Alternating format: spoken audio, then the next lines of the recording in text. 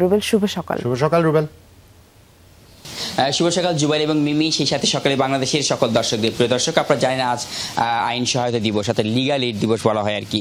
আসলে দেশব্যাপী কিন্তু আসলে এই দিবসটি পালন করা হচ্ছে, একই ধারাবাহিকতায় সিরাজগঞ্জে হচ্ছে, দেখার চেষ্টা করি। দেখতে পারবেন আসলে এই জাতীয় আইন সহায়তা দিবস উপলক্ষে সিরাজগঞ্জে কিন্তু দিনব্যাপী চলবে বিনামূল্যে আইন পরামর্শ প্রদান এবং আইন সহায়তা ফর্ম বিতরণ, একই সাথে কিন্তু স্বেচ্ছায় রক্তদান কর্মসূচি এবং র্যালি, বর্ণাঢ্য র্যালি হবে এবং নানান আয়োজন কিন্তু থাকবে। অর্থাৎ সারা বছরে একটি মাত্র দিনে কিন্তু এখানকার যারা বিচারকরা থাকেন তারা কিন্তু আসলে এই দিবসটি উপলক্ষে সাধারণ মানুষের সাথে খুব নিবিড়ভাবে কিন্তু তারা আজকে বসে আলোচনা করতে পারেন এবং নানা কার্যক্রমগুলো করতে পারেন এবং একই সাথে কিন্তু মানুষকে আইনি সহায়তা প্রদানের জন্য কতটুকু সহজ পদ্ধতি রয়েছে সেটা কিন্তু তারা জানাতে পারেন।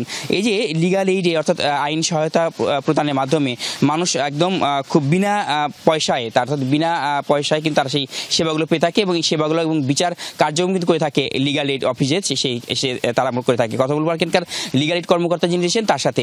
এই যে একদম বিনা পয়সায় কিন্তু আসলে এই লিগাল এই সেবাগুলো আপনারা দিয়ে থাকেন। আপনাদের মূলত এই যাবৎ এই গত বছরে মূলত কতজন সেবা পেয়েছে, পাশাপাশি আজকে কার্যক্রম কী কী থাকছে আপনাদের?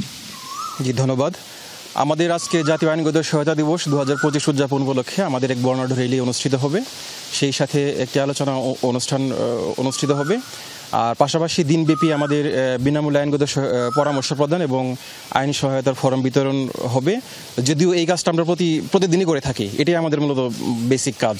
আর পাশাপাশি আমাদের আজকে বিনামূল্যে প্রাথমিক চিকিৎসা প্রদান, সেই সাথে স্বেচ্ছায় রক্তদান কর্মসূচি চলবে আজকে সারাদিন ব্যাপী। আর আমাদের বেসিক্যালি কাজ হচ্ছে আইনি পরামর্শ প্রদান করি আমরা বিনামূল্যে, সেই সাথে হচ্ছে আইনগত তথ্য আমরা দিয়ে থাকি, যে কেউ আমাদের কাছে আসতে পারেন। আর এডিআরের মাধ্যমে আমরা মীমাংসা করে থাকি। প্রয়োজন হলে আমরা সরেজমিনে ঘটনাস্থল পরিদর্শন করি এবং সেক্ষেত্রে আমরা আপস মীমাংসার মাধ্যমে যে কোনো দেওয়ানি বা ফৌজদারি বিরোধে নিষ্পত্তি করে থাকি। আর সরকারি খরচে আমরা মামলা পরিচালনা করে থাকি। যারা আর্থিকভাবে অসচ্ছল দুস্থ তাদেরকে আমরা এই সহযোগিতা করে থাকি এবং সরকার আমাদেরকে যে বাজেট দেয় সেই বাজেট থেকেই আমরা আইনজীবীদের ব্যয়ভার নির্বাহ করে থাকি। আর যদি আমরা এক বছরের হিসাব ধরি তাহলে আমরা গত এক বছরে আমরা 1417টি আবেদন পেয়েছি। এর মধ্যে আমরা এডিআর করতে সক্ষম হয়েছে 817টি। আমরা এখান থেকে মামলা হয়েছে 721টি। আর 220টি পরিবার তাদের সংসার জীবন ফিরে পেয়েছে।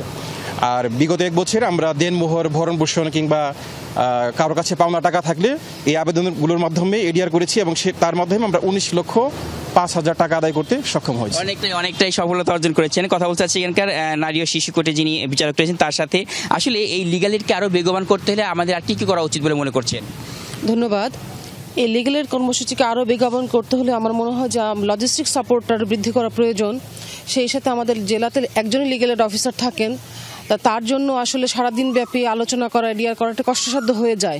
এক্ষেত্রে লিগাল এইড অফিসারের সংখ্যা যদি বাড়ানো যায় আরও ফলপ্রসূ হবে। সেই সাথে উপজেলাগুলোতে যদি অফিসারের পদায়ন করা যায় সেটা আরও বেগবান হবে।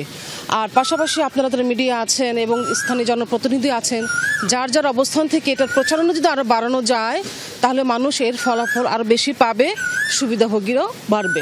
অনেক ধন্যবাদ। আপনার কথা বলছি এখানে আইনজীবীরা রয়েছেন। আসলে আইনজীবীরা কিন্তু বড় একটা ভূমিকা থাকে এই লিগাল এইডে। আপনি জেলা আইনজীবী সমিতির সাধারণ সম্পাদক হিসেবে আপনি জেলা আইনজীবীদের প্রতিনিধি হিসেবে আসলে এরাকে কি ধরনের সহযোগিতা করে থাকেন আপনারা? ধন্যবাদ আপনাদের। বাংলাদেশ সরকারের আইনগত সহায়তা, হতদরিদ্র মানুষের আইনগত সহায়তা নিশ্চিতকরণের লক্ষ্যে যে আইন করেছেন, আমরা আইনজীবীরা সহ বিচারক মণ্ডলী সহ সকলেই আমরা শনাক্ত করি। প্রথমে শনাক্ত করার পর তারপর তাদেরকে লিগ্যাল এইড দেওয়ার জন্য যে শাখা আছে তাদের শপথ করি, তারা তাদের সাথে সহযোগিতা করে আমরা তার বাস্তবায়ন করার চেষ্টা করি। সাথে সাথে একটা কথা আপনাদের মাধ্যমে মেসেজ দিতে চাই, সিরাজগঞ্জ জেলা একটা হতদরিদ্র এলাকার জেলা। সিরাজগঞ্জ জেলার আপনারা জানেন গাজীপুর, সিরাজগঞ্জ সদর, বেলকুচি, এনায়তপুর, চৌহালি, সাজাদপুর এই এলাকা নদী ভাঙ্গল এলাকা, এখানে অনেক গরিব লোকের সংখ্যাই বেশি।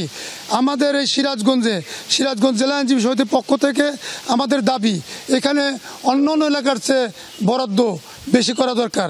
আমরা যেভাবে সকলেই সহযোগিতা করছেন আপনারা, তাহলে এই হতদরিদ্র মানুষ তার আইনি অধিকার নিশ্চিত করতে পারবে এবং ফল পাবে। অবশ্যই সেটা আমরা প্রত্যাশা করছি। এই যে আইনি সহায়তা দিতে কিন্তু আপনারা অনেক সময় অনেক বড় বড় ভূমিকা রাখেন, এর আর কি করলে আসলে এই প্রচার প্রসার বেশি হবে বলে মনে করছেন আপনি? হ্যাঁ, ইতিমধ্যেই আমাদের জেলা আইনজীবী সমিতির সাধারণ সম্পাদক নারী শিশু জজ স্যার এবং লিগ্যাল এইড অফিসার ওনারা বলেছেন, আসলে আমরা জানি যে ইতিপূর্বে কিন্তু এই সিরাজগঞ্জের লিগ্যাল এইড আইনগত সহায়তা দেওয়ার জন্য সারা বাংলাদেশের মধ্যে দ্বিতীয় স্থান অধিকার করেছেন।